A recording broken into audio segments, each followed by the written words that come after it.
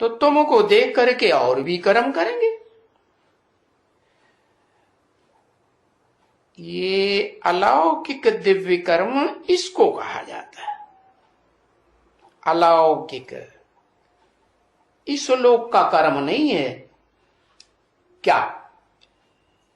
अरे इस लोक में तो कर्मेंद्रियों से भी कर्म करते हैं और ज्ञानेंद्रियों से भी कर्म करते हैं, तो ये इहलोक की बात है।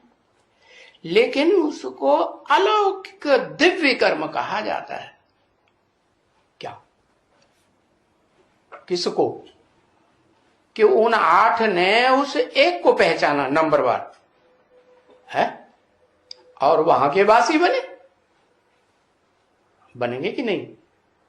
मन बुद्धि से बनेंगे कि ज्ञानेंद्रियों से बनेंगे कि कर्मेंद्रियों से बनेंगे?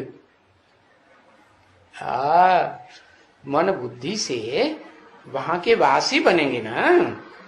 तो ये अलौकिक कर्तव्य है जो वो दुनिया वाले और देखेंगे पुरुषार्थी, हाँ, वो देख करके समझेंगे ऐसा दिव्य कर्म हमको भी करना चाहिए।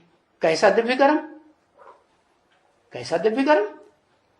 कर्मेंद्रियों का, ज्ञानेंद्रियों का, या अरे कर्मेंद्रियों का, ध्यान से सुनो, कर्मेंद्रियों का कर्म, ज्ञानेंद्रियों का कर्म, या ये तो लौकिक है या अलौकिक है?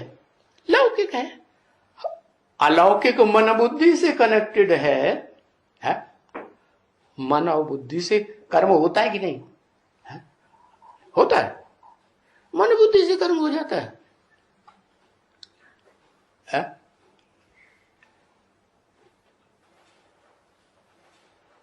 हाँ, याद तो है, लेकिन उसे कर्म कहेंगे। बाबा तो कहते शंकर क्या करता है? कुछ भी नहीं है? तो कुछ भी नहीं करता क्या है? याद करता है, तो ये कर्म नहीं है? कर्म है।